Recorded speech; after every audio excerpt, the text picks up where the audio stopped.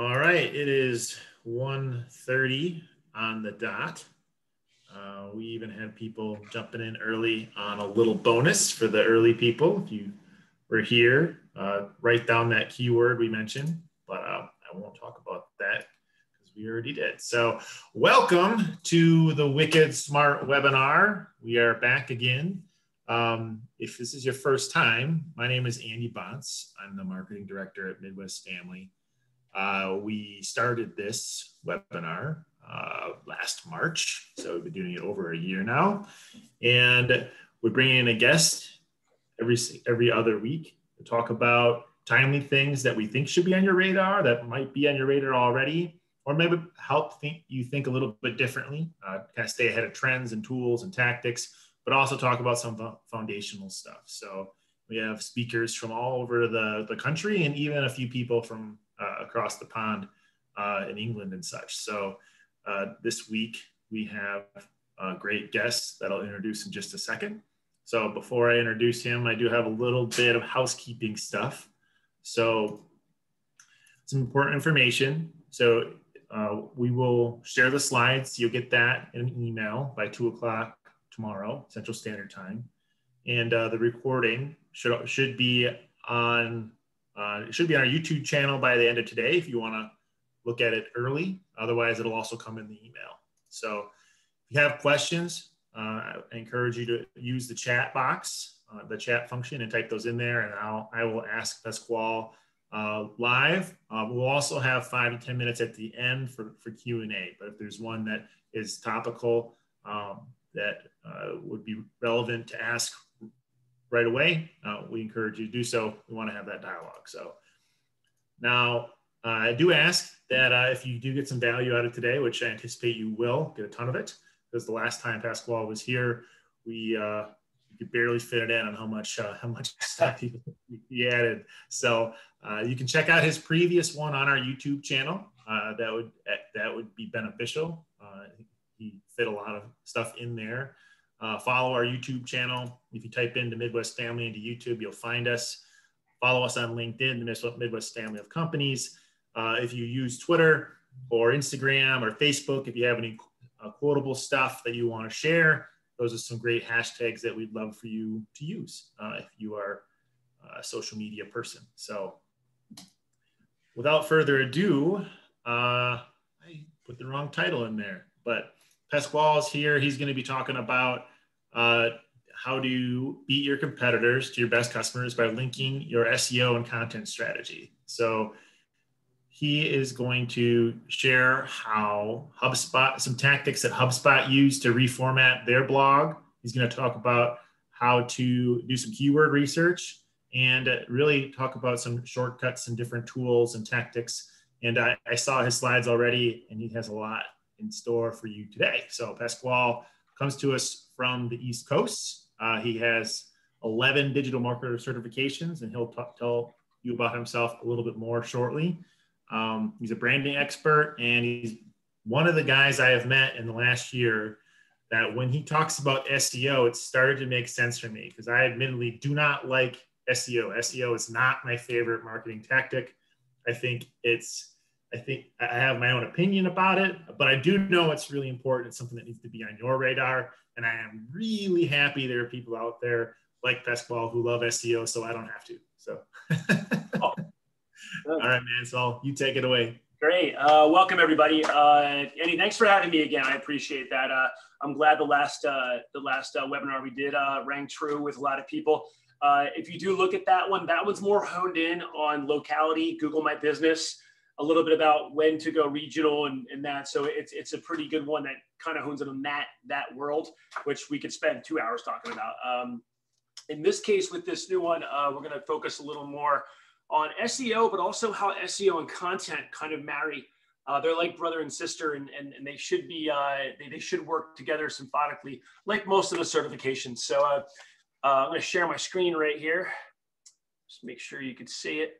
I'll jump in back and forth from presentation mode to regular mode back and forth. I tend to do that because we're going to be referencing some real-time stuff. I just don't want to yap the whole time. What I'm going to do in this webinar is I'm going to end up asking the audience a few questions back and forth. but I'm also going to jump in and do some of this stuff real time. So if I'm talking about SEMrush, which is one of the main tools I advise you to use when you're doing content research and SEO, I'm going to jump in and just show you so you can kind of see what's going on. And I think it's going to be better that way. So, okay. So again, Andy told you about what we're going to be going over today. So, you know, sometimes it's not about beating your competitors. We like to say beat because you want to, you know, kind of want to get in there. There's usually plenty of business out there. What I find is you just got to kind of position yourself the right way based off of a person's intent, a searcher's intent, right? And intent could be someone who's already made a decision. We're going to show you the kind of filtering process with that. Or they're like, you know, I've got a bat in my attic. I need a pest control guy, right? There's no doubt about it. There's not a lot of research. You know, if it's an emergency, they're not going to be, you know, scouring for reviews. You know, they need something right now. Whereas if someone's thinking about, especially in higher purchases or ongoing services, they're going to do a little research with just the primary keyword and kind of just want to know about it. So if your website isn't telling Google, hey, this isn't a me, you know, service page, this is a resource page or a blog that I'm offering information for someone to consume at a very high level, you're not going to get found, right? So we're going to go through how SEO and content need to work together.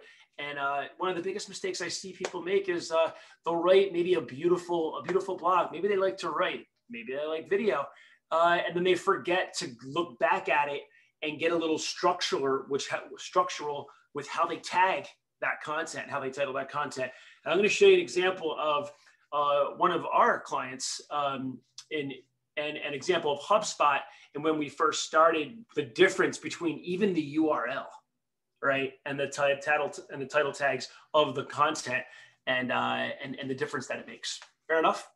So again, today, you know, Andy said what we're going to learn, so I'm not going to spend too much time on this slide. My background, so been in this for about 10 years. Before this, I was in banking. The reason that's important, I'm a recovering banker. The reason that's important is because when I was in the banking world, there was a lot of structure and compliance. And if you didn't follow the compliance, what happened? You're fired, or you got a big fat fine for the bank, right? So when I walked into this world of marketing, I noticed that it was the Wild West. And in some cases, unfortunately, it still is. But what I'm finding out now is that you can get out there and get certifications. You can get yourself qualified. So there's one piece that you want to make sure that the people are qualified that are working with you if you do outsource. If you don't, the most important thing is just to be organized and to take your time and go through a sequence or a process by using a project management system to build out your content and SEO. If you just follow step by step, it's really not that hard to do. Most people just go out of sequence, or they build what I call a half-built bridge, which I'm going to explain at the very end. Okay. So I do have all my certifications. I'm not going to get into that crap. You know, one of these two slides I'm going to go through very quickly too. But when you're looking at your business, these are the areas. And by the way, you guys take screenshots, feel free. But I think Amy offers the recording app, the stuff after. So it's more important to pay attention than to be writing stuff down. But you want to ask yourself these questions. You know, how aware are people of my business? How do I engage with them once they get there? You know, how do we generate leads? How do we get into conversion once they're there? What's that aha moment that makes them want to stay, right? How do we ascend? So if they're there, are we getting the maximum customer value out of that? And are we ascending them later? Reviews and testimonials, generating referrals. You know, this is the wheel. And you maybe rate yourself on a scale of 1 to 5. But when we talk about SEO and content, you're going to see that it touches this whole right half of this sphere, right? So we have to see a little visual of what that means. But, and I alluded to this before, we got to talk a little more about, you know, documentation, actual metrics, and tools and tactics, because they're all important for SEO and content, right? So, you know, if you're doing the documented journey here, if you're documenting everything you do, that's great. And if you have your measurements and your scorecard, like your Google Analytics, that's great too. But if you're missing the tools and tactics side, what you're going to end up doing, I'll just present this one. It's a little easier to see this way. Hold on. A little easier this way. So there's your documented journey, right? So, you know, when you have these two, you know, and you don't have your tools and tactics, meaning your SEO, your website, your paid social, you get stuck, right? On the other hand, if you have a documented journey, you know what you're doing and how to do it, and you've got paid social or pay-per-click, but you're not measuring, you're a bull in a china closet. You're just going to end up burning cash basically and not knowing what's working. The other side here is, and I see this happen, you can measure it and you have a great campaign, but you don't write down the process and you kind of scratch your head and you're like, what did we do? How did that work? And you don't know what made you money, right? So everything we talk about has to transcend that and really get into tracking everything for SEO and content. So it's important. Again, the last time I was on this call, I talked about the customer value journey, right? You have to know where your content, your SEO, and any other core service sits in your business, right? So again, I'm not going to go through all these. If you want to learn more about these, you can go on the last podcast. But this is just the process. It's awareness, engagement, subscription, conversion, excitement, ascension, advocate, and promote, right? And again, if you want to know more about these, you can go into the last webinar. So the awareness phase and the engagement phase is where we're going to play for today. And the awareness phase means it could be pay-per-click, it could be paid social, but in this case, we're talking about something different than that. We're talking about, yes, sir, there's a little quicker, guys, sorry. Just back out of this. We're talking about SEO and blogs, and that's where the searcher intent actually comes in. And that's going to be right here, right? So basically SEO, guest posts, taking your content and pushing it out there, getting content curated. That's how people are going to stumble into your services, right? The engagement side is once someone sees that online, when they put a keyword in, right? They go into the search engines, you're going to see that that's the first part. And it's great to get traffic there, but are you engaging with them? Do you have a well-written blog and a call to action to keep them there, right? And that's where quality content comes in. Make sense? So what I'm trying to say, and I had this on the last blog, is a hammer sees a nail usually. So if you get too focused on SEO or too focused on content in one thing and forget to do the whole thing, you're going to be chasing something that doesn't complete the bridge to get people to where they need to be to purchase. Okay. This shows you our system, okay, which is for SEO specifically. And you're going to see in the beginning, as we're going through your industry landscape and the competitive research, and then we get into keyword mapping and planning. As time goes on, you can see it says content calendar in here, and content creation. So as we identify keywords that are important to your business, if you're missing content, the keywords don't really matter too much, do they? It's just not really going to matter. So, this is where content and SEO kind of get married, and we move into strategy, how to launch your content. And again, people don't really connect SEO with this. They're thinking title tags, schema markup, and real technical stuff, which I know Andy hates. And honestly, I'm not a big fan of that either. But there's another piece to SEO that is content, and it's more important than ever, because if you've heard, the Google algorithms that are out there, especially in June, are focused more on content that's within context, right? So you can have an epic blog and it can be long form, but it better be within context with the right keywords in it, right? And then we get into taking that information and we get into the growth stage, which is you see that people are reading your blog. Well, maybe other people want to read it too, and why wait? And then we get into link outreach and placing that content in other places online, forums, guest posts, niche bloggers, that kind of stuff, right? So this is kind of the process here. And even if you get about 50% of this right, you're going to have some success, right? It's about taking the pieces and really doing the planning first and getting organized. Okay, so this is the funnel that I was talking about before.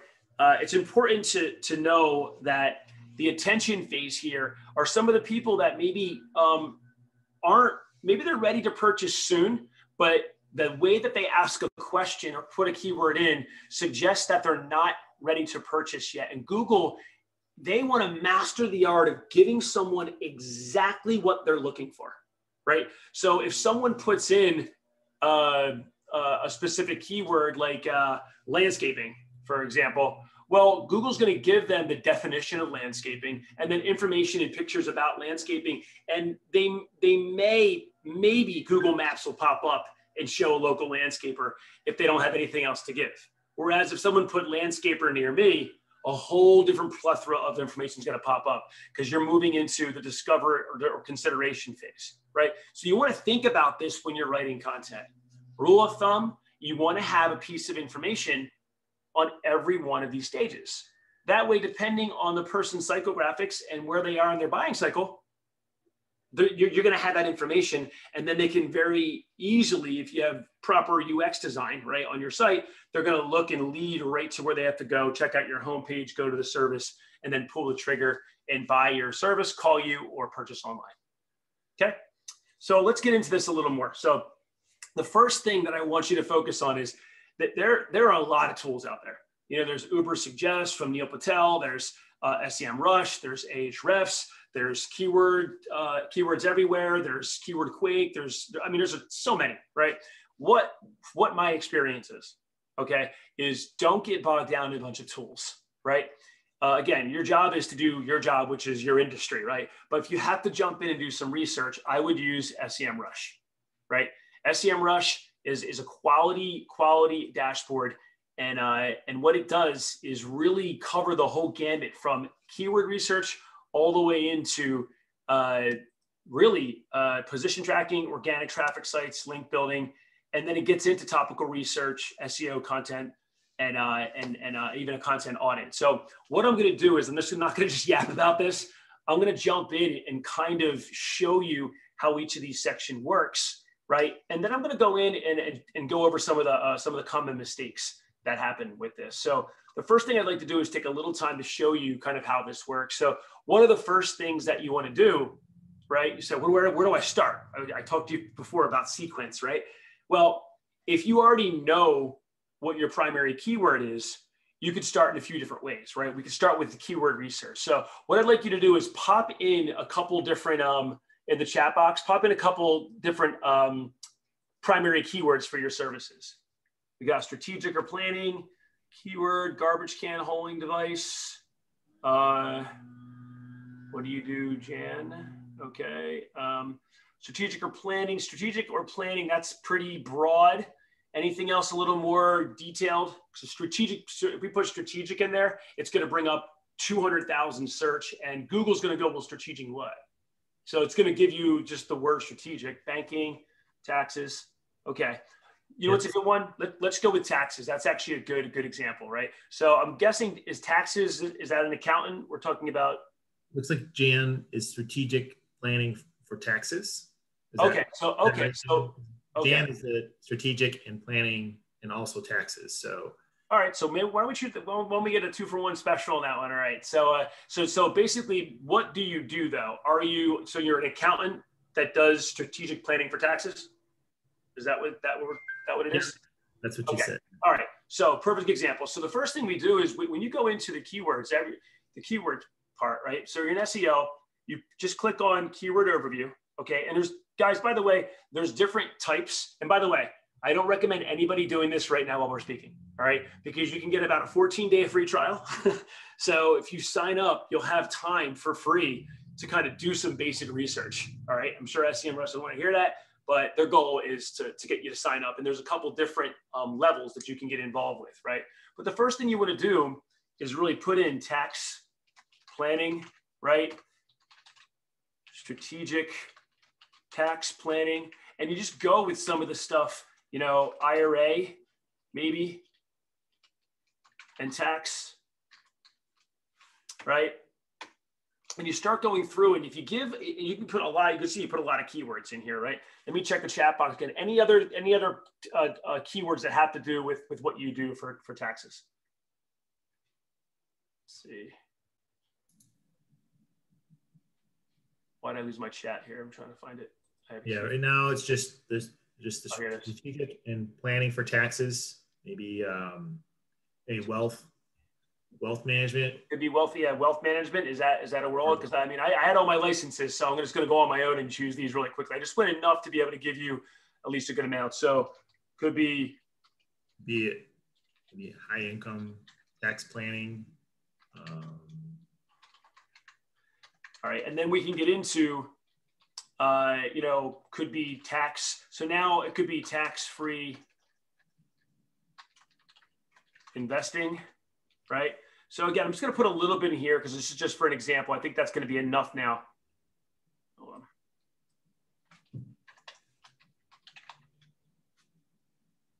Right, and we hit analyze, right? And what they're going to do is it's just going to take the information and it's going to start pulling up a keyword analysis. It's going to show you the volume of people across the country, okay, that put these type of keywords in, right? So you can see tax planning is there, right? Now this is where you know, I'm going to bounce back and forth with common mistakes, right? So common mistakes, right, with SEMrush, not taking time to set up your account. So what happens is someone signs in the SEMrush and they start playing with the keyword research and look at the volume and then they kind of get lost. Where the reality is what you should do is sign up, set up your account as a project. And there's tutorials for this. They're very, very good with this, right? And then you want to get in and make sure that you use your keyword manager, right? So what is that? So if you start looking at things that are popping up here and say I want to focus on tax planning, tax-free investing, and wealth planning, right? Or maybe just strategic tax planning and IRA. We can use all of them. You can move this into your keyword manager. Now, in my account, which I have an agency account, I have all of my people in there, but I can go in and add up to 1,000 keywords into my keyword manager. That way it saves them. People get exhausted because they go in and they try to squeeze this and then they don't want to go back to it. If you just pick one keyword, spend your time with that, and then you can put it into your keyword manager. You can come back to it later and build upon it with topical research, right? So let's go with just tax planning in general, right? I'm going to click on this keyword. So what it's going to do, it's going to pop up into the keyword overview. And what you're going to see happening is it's going to start creating variations of that keyword, right? And what your goal is to see, number one, what's relevant to your business, right? But the other thing that you want to look at is, I don't know why it's taken, so there it is. What you want to look at is the keyword variations. And there's also a very interesting part that a lot of people skip over right in the middle. Can everybody see that? And that is questions. The more you can answer a question, a general question for someone online, the better, right? So the idea is how do we turn this into content? And guys, I mean, you're looking at this right now. It's showing you, you know, what is Biden's tax plan? So that's something that's probably trending, right? So if you see that 1,900 people are throwing that bad boy in there, and that's just that keyword, right? Then you might want to write a topic on that, right? So now you've got tax planning as your pillar. And then a clustered blog might be about what? What's Biden's tax plan, right? I'm going to give you an example of a website that we did. And I know most of you guys are local, so I'm going to show you my girlfriend's website. Okay, so this is a beauty bar, right? And she's my toughest critic. That's why, because she's very picky about what she wants. But we designed the logo and I mean everything to this: the look, the feel, the softness. And the idea is she wanted things to be fairly straightforward and simple. So if I went into lash extensions and eyelash extensions, right? And I know more about lash extensions now than I ever needed to know, ever. So basically, when you click on here, she wanted like nice big pictures, right? And we scroll down, she's like, I don't want a lot of content dirtying up the process. How do we do that? We went in, looked at the frequently asked questions here. She decided what was relevant to her, right? And there were plenty of them. And we went right down to the bottom. There's the pricing and stuff.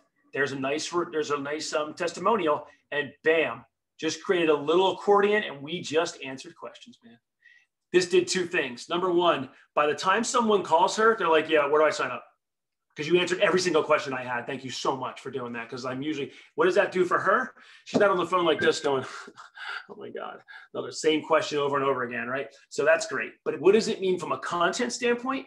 That means that you're able to be more optimized with Google because there's tons of semantical keywords. So what you would have is within your specific tax planning product or service page, right? Or your blog page, you can have more frequently asked questions in here. And you see how it doesn't dirty up the site? It's on the bottom. So if it's that high level C-suite executive guy who just wants Cliff Notes, or girl, right?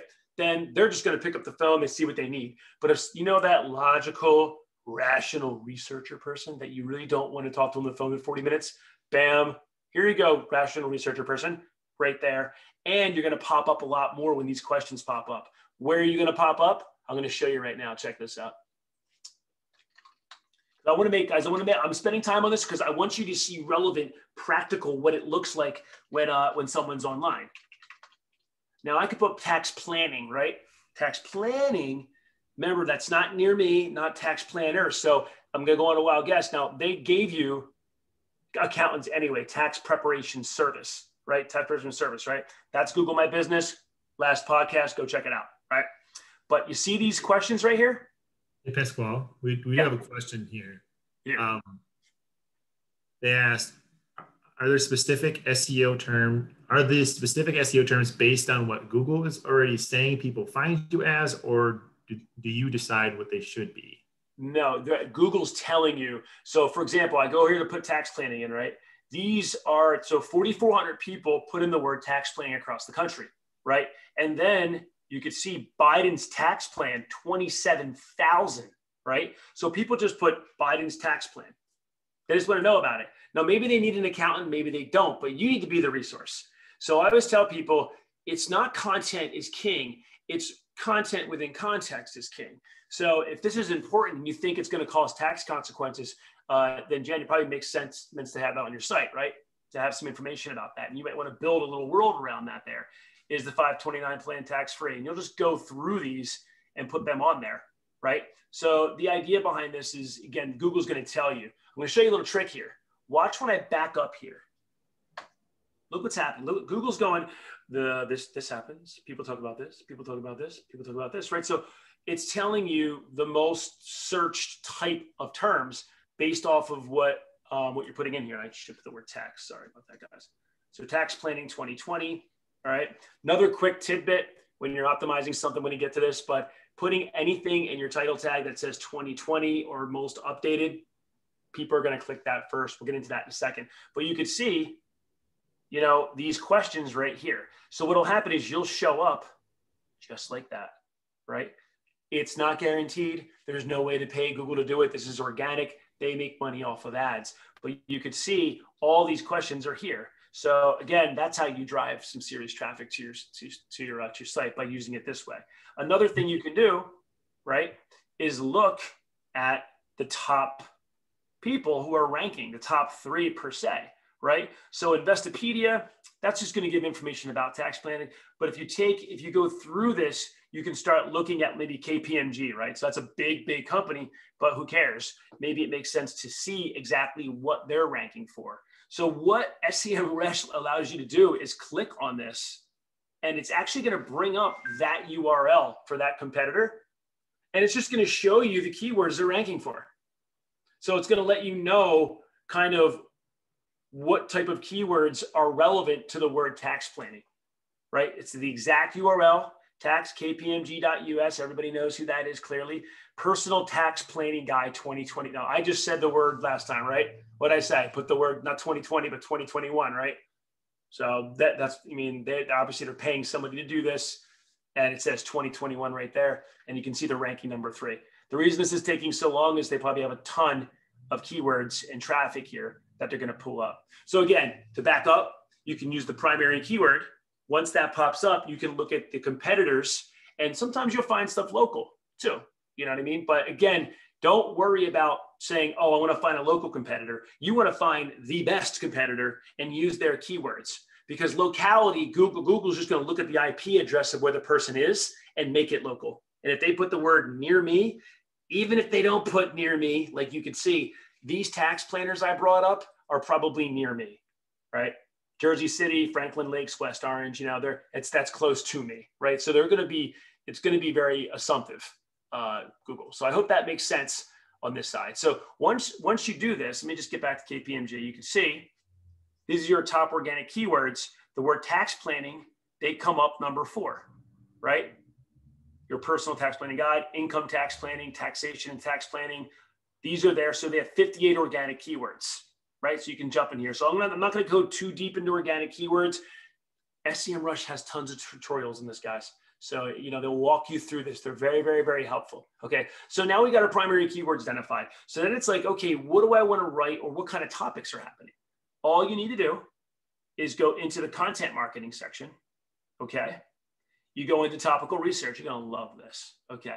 Never, ever will anybody be like, I don't know what to write. Not happening anymore. You can't say that anymore, because these types of softwares will tell you exactly what to write, not only based off volume, but also based off what's trending, right?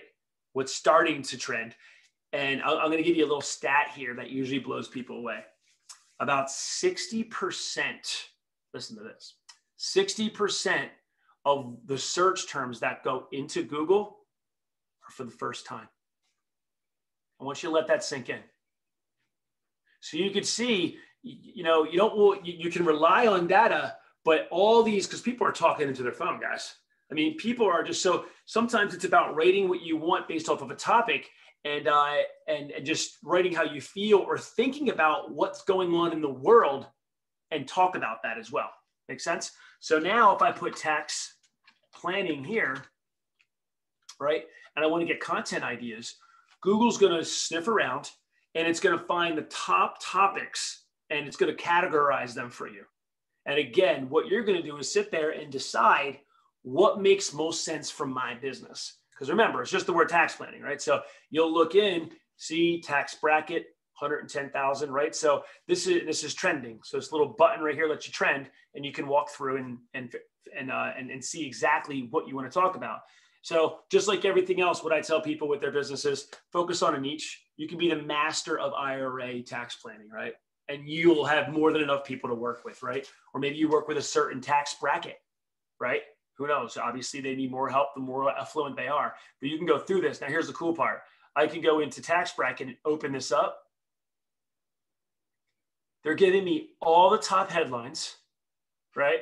And then all questions, what questions, how questions, why questions. So you sit there, take your time with a cup of coffee in the morning, pick one or two, and see what the top answer is, or see what the top 4 answers are.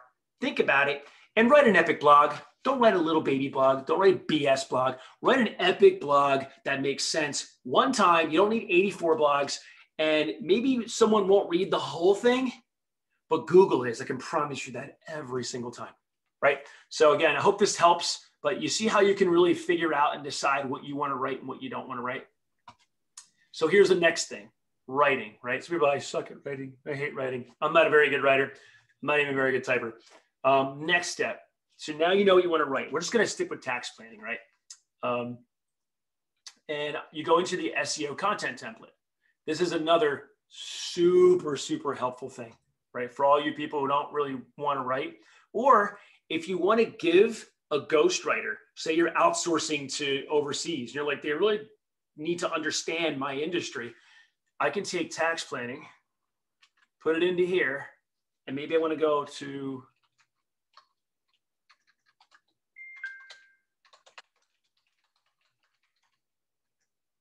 strategies. While you're typing that in, I want to emphasize and kind of connect it to the title of why we named this. And essentially, a lot of this is very technical and you may not want to dig into but there are obviously people that can help you with that.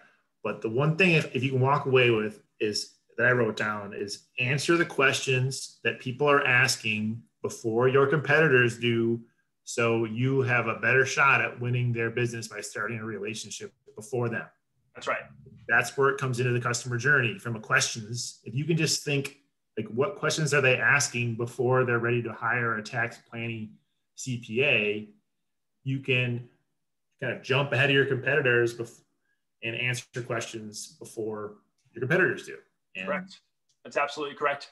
And so this is the final piece, guys. So if you're going to use this, this is the SEO template. So what it did was it took the top 10 ranked people articles, right? And then it cross-referenced all the semantical keywords. Some will make sense, some won't. But guess what? I was in this industry for a while on the investment side. A lot of them do. So you got to make sure that when you're writing something, it actually makes sense. So for example, I'm just going to pop this in here. I'm going to take this page from Investopedia, right? I'm going to copy this. And this is how you check your work. So you could start writing on just on a Word doc or whatever. Wait till this gets fully. And you can copy the whole blog or the blog that you're writing, right? And there it is. It ends right there. Control copy. Maybe it's a little more than that. And here's the cool thing. So by the way, it's going to tell you how many words it should be. 15% of ranking for Google is making sure you have the most content. So if all things are equal and this one has more content, guess who wins? More content, right? So they'll rank first. Now watch this. This little tab allows you to take this and paste your article right into this. And it's going to say it's a 7.1.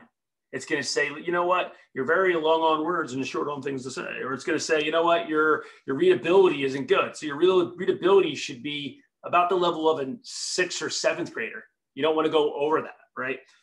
It shows you your SEO rankings, right? So what you can do is you can start saying, well, this is going to be my H1 tag, right? And you start putting this together and it helps you write good content. So like I said, don't write one article a week if you don't have time. Just write one good one. Come back to this and just take your time. So you see, I hope this was helpful. It's a great software to use to jump into. I kind of want to cruise down to the next level here. And I kind of talked about, this is the keyword, we just did that. I want to show you a little bit about pillar clustering. So once you identify something, this is called the hub topic and spoke topic or pillar cluster, right? So you pick tax planning, it would go here, right? I'm going to give you an example of what we did, but you'll put tax planning here, IRA tax planning, and based off of your topical research and what means something to you, just start popping them in. And what you'll know in SEMrush is when you're looking at whatever pops up, right? It's going to give you the volume. So when we did some keyword research like we did before, or even here, you could see if I put tax planning here, 2020, you'll see the monthly searches that pop up. Even Google will tell you the monthly searches, guys. But you want to put the amount of monthly searches right in this area. So you might put, for example, tax planning, right?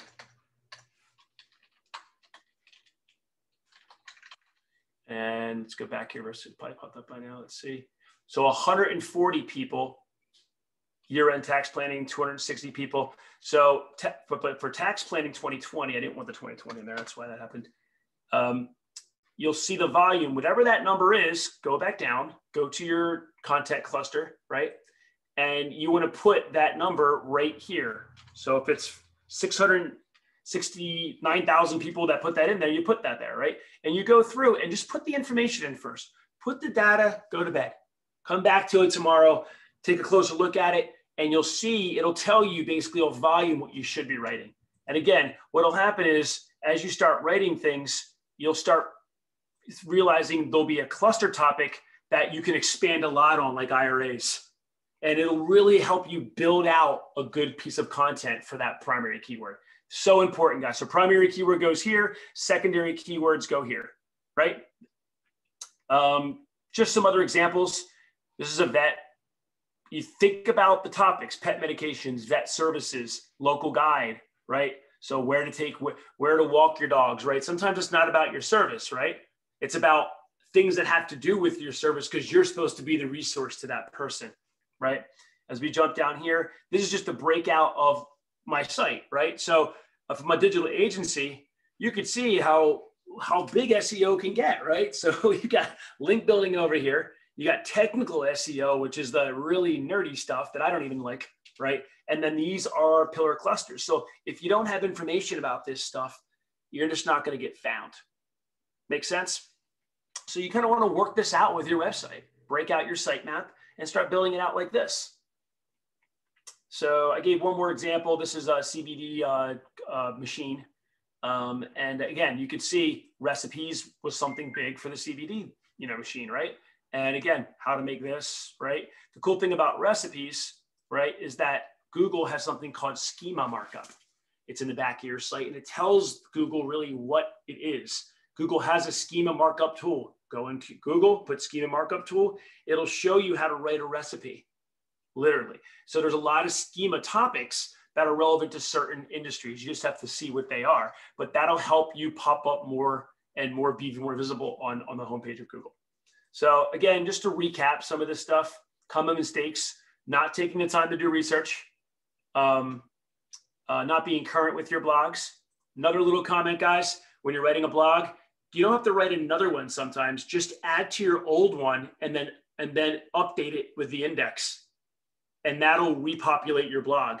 Usually really good writers and content, you want to repurpose and repopulate 30 or 40% of your blogs from the year before, because new people are going to find it just by adding another paragraph or some more information. Make sense? So again, I didn't want to get into title tags and titling and that kind of stuff. There's one little trick I want to show you too.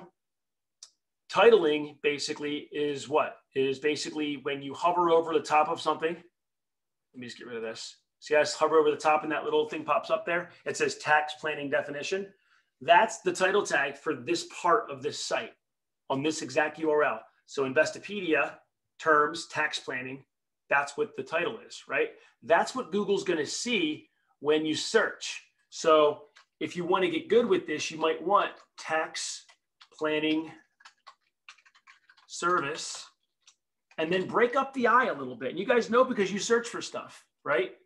Tax consultant, and then it could be the name of the company, name of the firm. Now, what that's going to look like is this. So take your time, guys, play with this. I'm going to send you the link.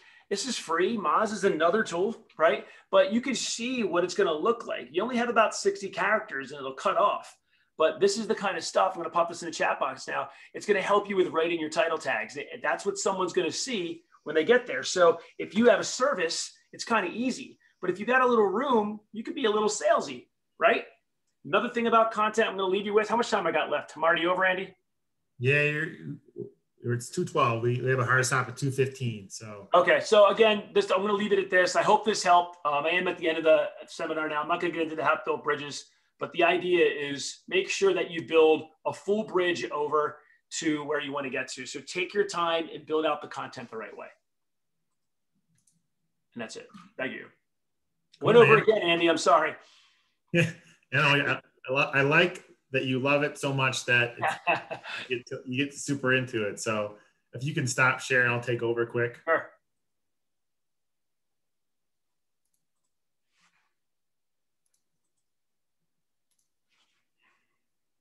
All right. So if you do have a question, we might have a minute or two at the end. I'm going to start introducing our next speaker. So the next speaker we have is going to be Zach East. He's going to be talking about how contests can generate leads and grow your business.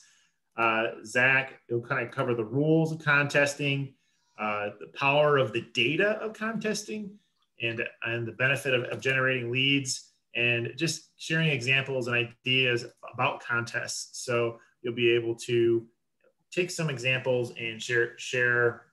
He'll share best practices. I think he said he had given away over $100,000 for the prizes in his role. So it's going to be if you like leads and you're going for more leads in your business, you should be on this webinar, because it's a very fun way, an engaging way you can get leads. You can get a large number of them for your own, especially as we move towards the more importance of having your own data compared to leveraging the data of third-party companies with all the privacy changes and things and we had a topic on that about a month ago. So this is very important information that I look forward to having Zach share with us. So we do have about a minute left, but I didn't see a question come through. So Pasquale, man, I really liked the question, because I think that all SEO can be really complicated, but when you break it down to just the questions alone, and just say, hey, your job is to answer questions and put those questions on intelligent places on your website, it becomes a lot easier, a lot more common sense as you're planning out. Oh, okay, well, I just have to answer all these questions that I answer when people call me all the time. I just got to put it on my website. So yep, that's it. It's makes a lot of sense. So thanks for having me. Really appreciate it. Thank you everyone that joined us today, and we will see you in 2 weeks. So, Pasquale.